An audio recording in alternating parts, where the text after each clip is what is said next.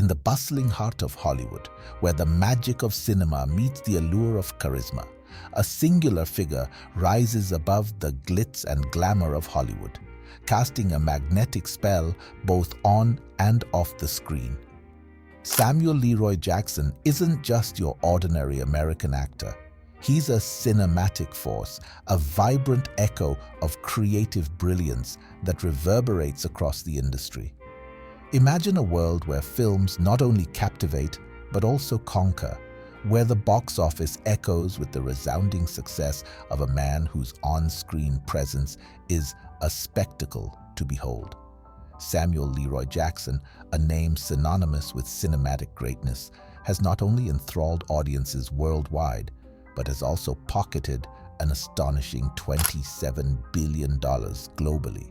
Hold on though, don't be fooled by the title of the second highest grossing actor. In his earning rankings, he could be said to be one of the highest grossing actor ever. It's not just a career, it's a legacy etched in the blockbuster annals. A tale of a man seemingly crafted from outer space, but firmly rooted in our Mother Earth.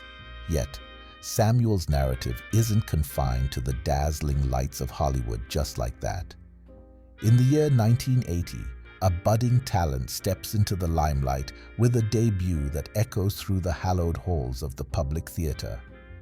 The journey unfolds like a meticulously crafted play, with Samuel originating roles in iconic productions such as A Soldier's Play and August Wilson's The Piano Lesson. Even the grand stage of Broadway bears witnesses to his brilliance, where he embodies the indomitable Martin Luther King Jr. in The Mountaintop. Yet it's the silver screen that serves as his canvas, a realm where he's left an indelible mark from the streets of Coming to America to the gripping intensity of Pulp Fiction. This man, Samuel Leroy Jackson, has etched his name so deeply into the very depth of history that deleting it would be an impossible feat. But who is he, truly? Who is the man behind the blockbuster legacy, the force of cinematic nature? In the vivid history that sums up Samuel Jackson's life, every thread tells a story of triumph over adversity. Born on December 21, 1948, in Washington, D.C., he navigated a challenging childhood with unwavering determination. And growing up in Chattanooga, Tennessee, Jackson's early years were marked by separation from his father, who battled alcoholism and lived apart from the family. Raised by his hard-working mother, a factory worker turned supplies buyer for a mental institution, and his maternal grandparents, Edgar and Pearl Montgomery, Samuel drew strength from his tight-knit extended family. Despite the hurdles, Jackson's heritage revealed a connection to the Benga people of Gabon through DNA tests, leading him to become a naturalized citizen of Gabon in 2019. This revelation added a layer to his identity, expanding the narrative of his incredible journey. His educational path, initially set on marine biology, took a dramatic turn at Morehouse College in Atlanta, Georgia. Intrigued by acting, he switched his major, co-founding the Just Us Theater before graduating in 1972. This pivotal decision marked the inception of a legendary career. And in the wake of Martin Luther King Jr.'s assassination in 1968, Jackson's activism soared. Attending King's funeral and participating in equal rights protests, he sought a transformative approach to societal change. A fearless advocate, he even took part in holding Morehouse College board members hostage, demanding reform and earning a criminal record in the process. Undeterred by setbacks, Jackson faced suspension but persisted, returning to Morehouse College to earn a BA in drama in 1972. During his suspension, he worked as a social worker in Los Angeles, embracing the city's dynamic energy. Even his involvement with the Black Power movement in Atlanta, marked by encounters with Stokely Carmichael and H. Rap Brown, took a turn when his mother, alerted by the FBI, sent him to Los Angeles to ensure his safety. Though tempted by the movement's empowerment, Jackson's path led him elsewhere. That in a 2018 interview with Vogue, he clarified his stance, denying affiliation with the Black Panther Party. His life's journey, a mosaic of resilience, activism, and self-discovery, underscores the essence of Samuel Leroy Jackson, a man who transformed adversity into opportunity, shaping his destiny against all odds.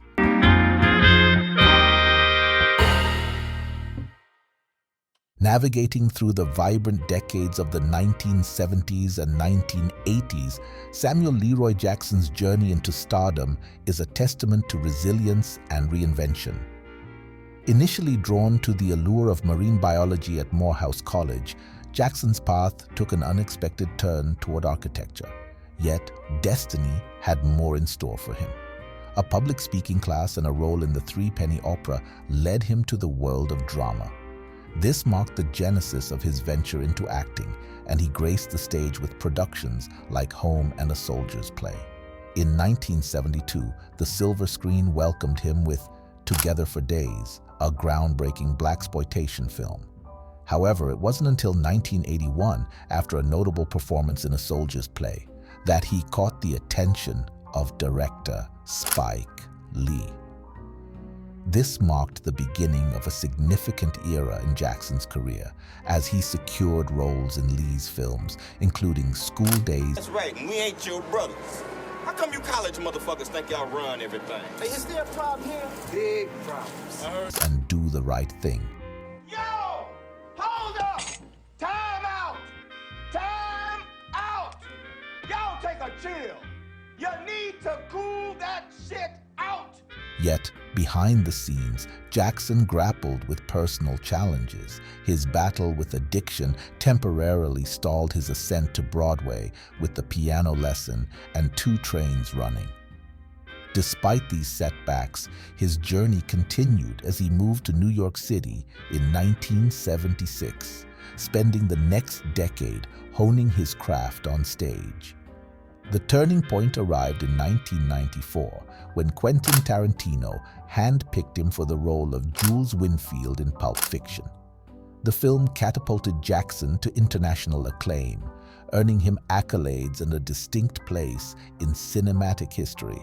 From that moment, scripts flooded in, offering him a multitude of roles, including those in Die Hard with a vengeance. If you dumb mother, say it! Say it! You were gonna call me a nigga, weren't you? No, I wasn't. Yes, you were. What were you gonna call me? Asshole! How's that, asshole?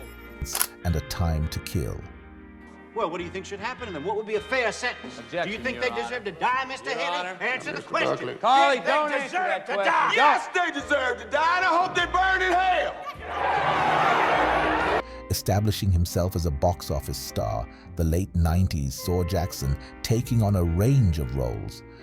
His versatility shone through in 2000 with Rules of Engagement. Captain Lee is on record as saying he hesitated and mentioned the snipers in the buildings. Is his testimony accurate? I don't remember. Unbreakable. Once again, please. My son Jeb, it's a gift for him. How old is Jeb? He's 4. No. And Shaft. From Metronome, right? Remember me? Yeah. How'd you find that? He reprised iconic roles in Star Wars, The Clone in Wars 2008, and returned to familiar territory in Unbreakable's sequel, In Glass 2019. Everything extraordinary can be explained away, and yet it is true. Throughout his prolific career, Jackson's indelible mark extended beyond the silver screen.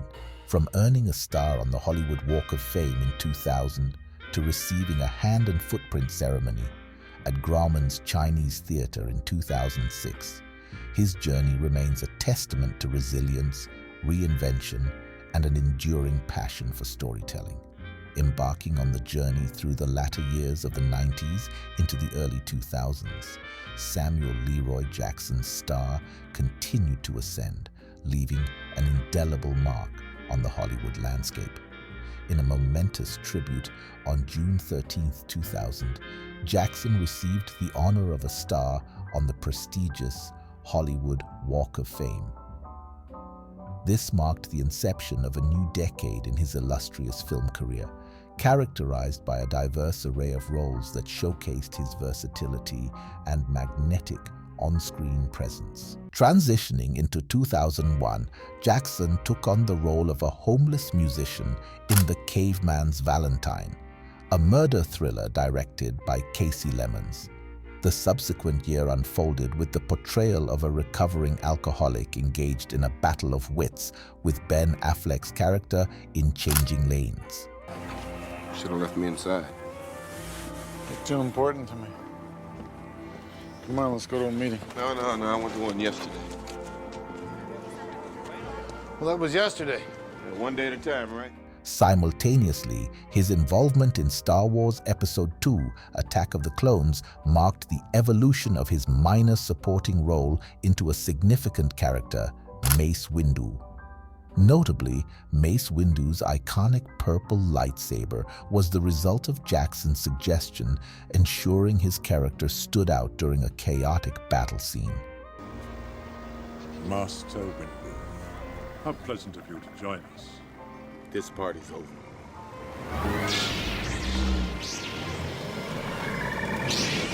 Diversifying his portfolio, Jackson assumed the role of an NSA agent alongside Vin Diesel in XXX.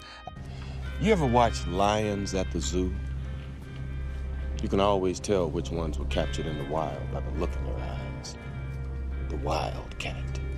The year 2003 witnessed collaborations with John Travolta in Basic and Colin Farrell in the television show remake SWAT, where Jackson played a pivotal role as a police sergeant. Howdy. What do you need? Sergeant Hondo, you're back. Well, you know what they say, Gus. You're either SWAT or you're not.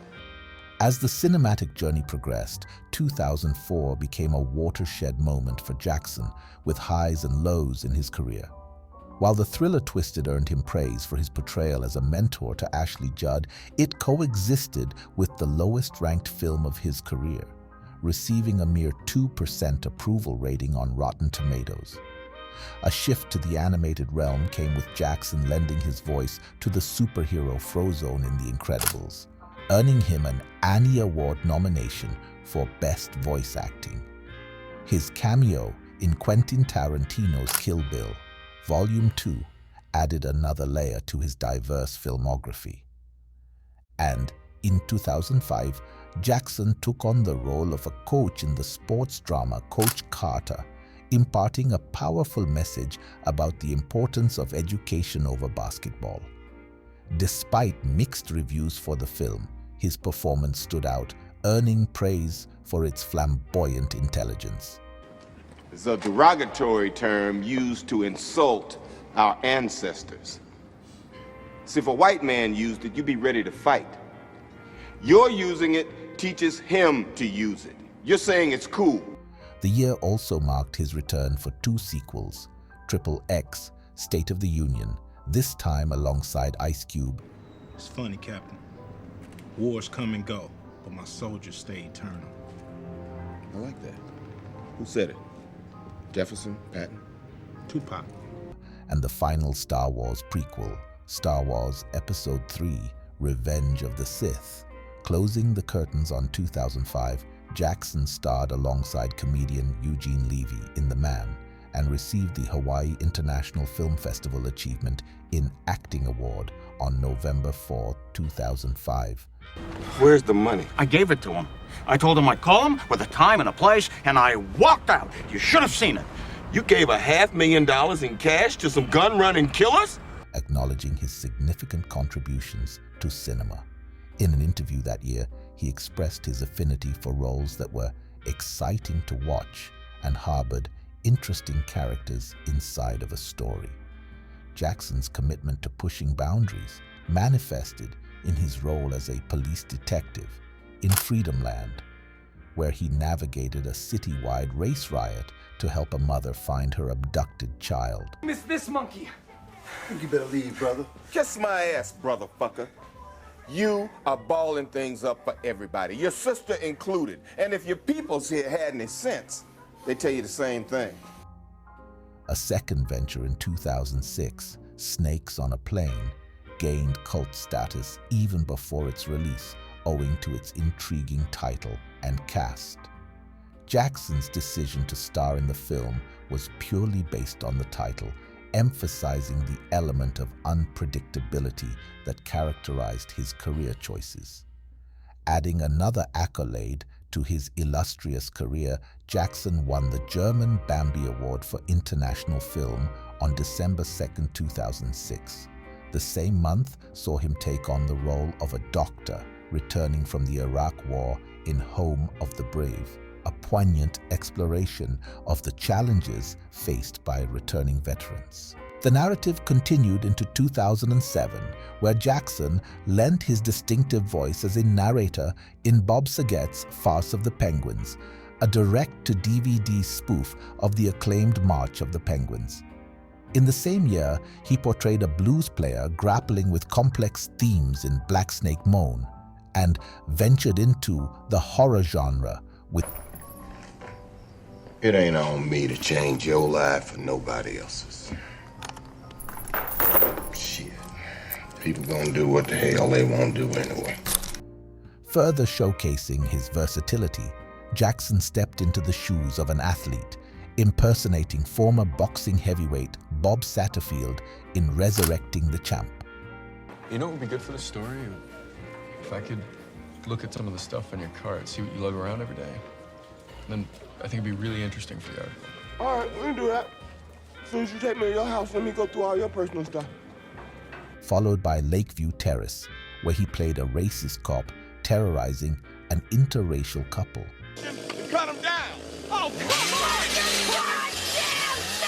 You want to shut that mouthy bitch of yours up? She can say whatever she wants, asshole. Oh, what? You want to come over here and get busy, Chris? Come on. Come on over. Let's do something. Abel, come on. Turn it up. Shut up. In November of the same year, he starred alongside Bernie Mac and Isaac Hayes in Soul Men, a poignant film that took on added significance with the passing of both Mac and Hayes before its release.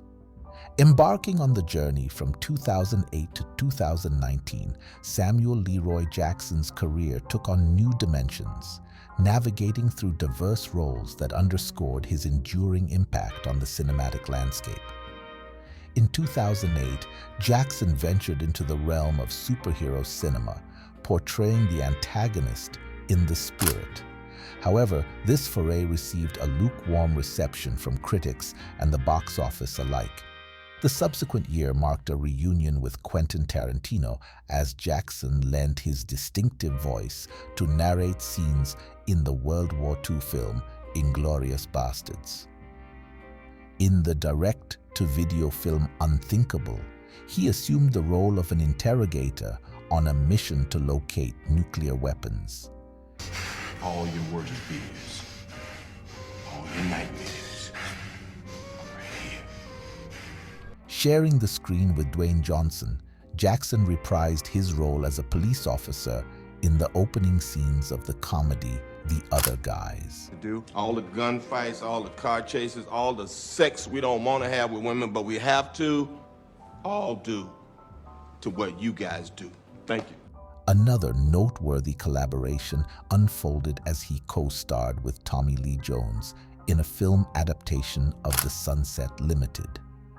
Throughout his illustrious career, Jackson seamlessly collaborated with mainstream rappers, adding a unique flavor to his filmography.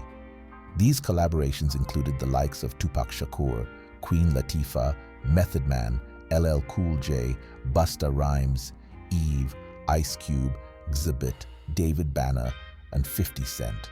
Additionally, his cinematic synergy with Bruce Willis spanned 5 films, with notable entries such as National Lampoon's Loaded Weapon 1, Pulp Fiction, Die Hard with a Vengeance, Unbreakable, and Glass.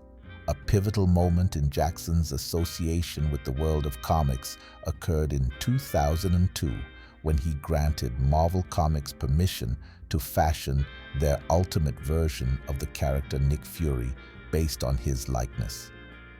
This collaboration bore fruit in the 2008 film Iron Man, where Jackson made a cameo appearance in a post-credit scene. Subsequently, he inked a groundbreaking 9-picture deal with Marvel Studios in February 2009, committing to portray Nick Fury in various films, including Iron Man 2, Thor, Captain America, The First Avenger, and The Avengers. This contractual journey extended to Captain America, The Winter Soldier and Avengers, Age of Ultron, with Jackson revealing in 2015 that he had only 2 movies left on his Marvel contract. The ensuing years saw him reprise the role of Nick Fury in Avengers sequels, such as Infinity War and Endgame. Moreover, he portrayed a younger, de-aged Fury in Captain Marvel, alongside Brie Larson.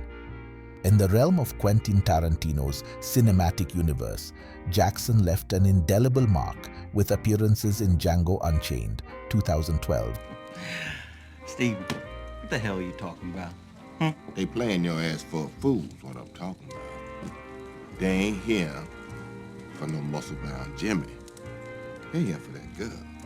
And The Hateful Eight, 2015. You want to know what day that was? Yes. The day he met me.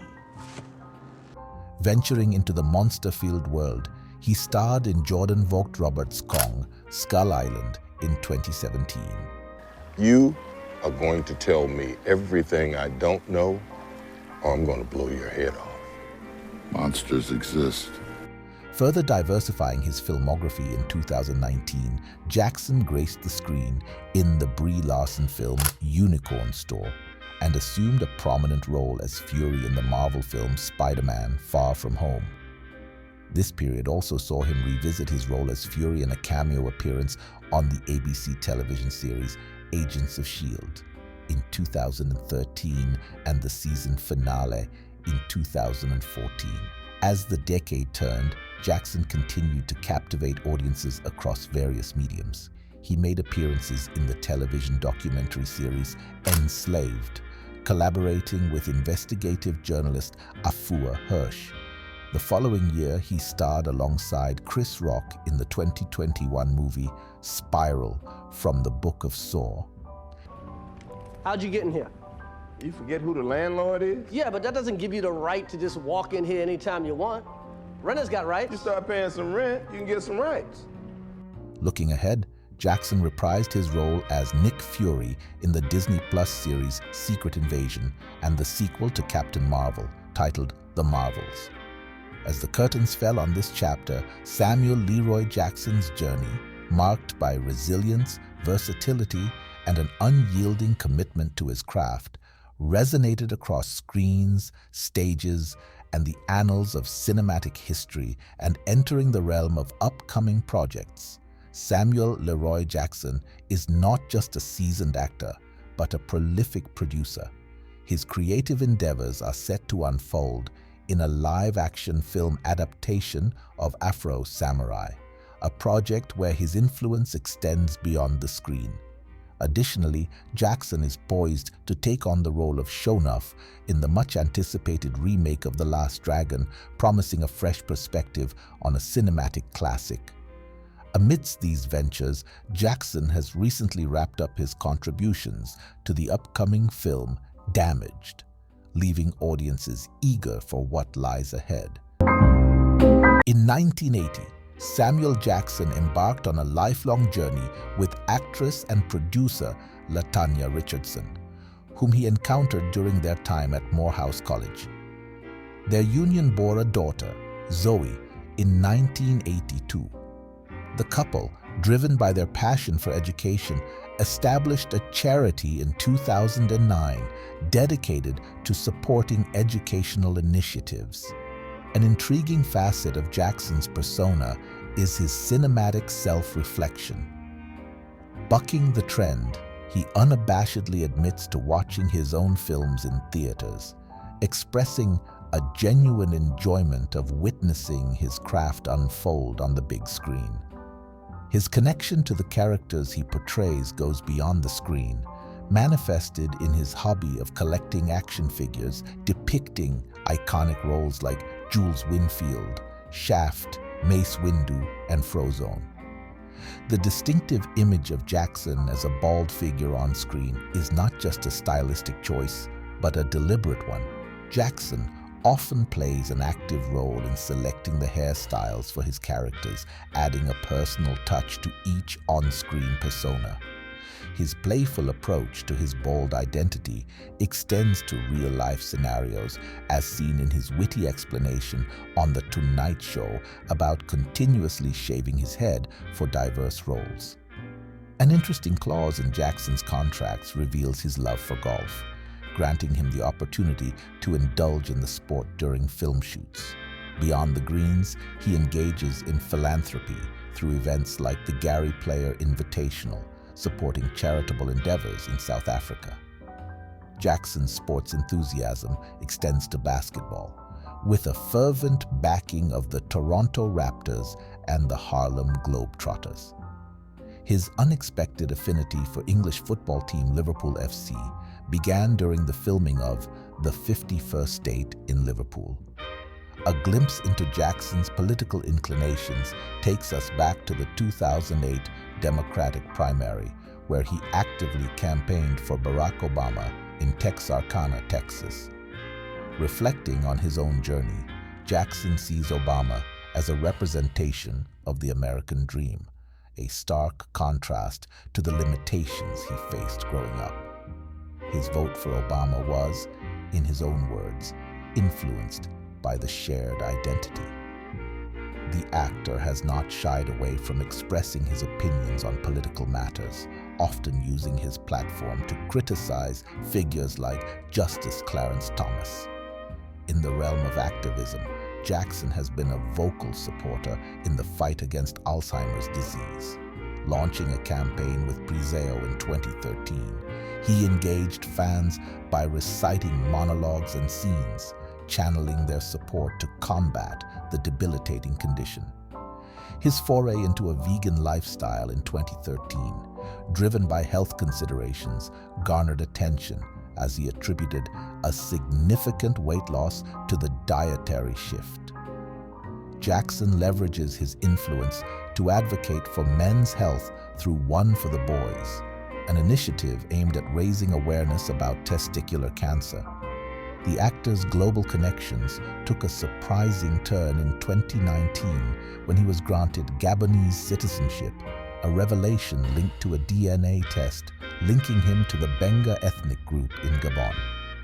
In the wake of the COVID-19 pandemic in 2020, Jackson actively participated in awareness campaigns. He urged people to wear face masks, aligning himself with California's Your Actions Save Lives campaign. Collaborating with Dwayne Johnson, he encouraged COVID-19 survivors to donate blood for those in need. This multifaceted artist continues to make an impact not only on the screen, but also through his endeavors that echo far beyond the realm of entertainment.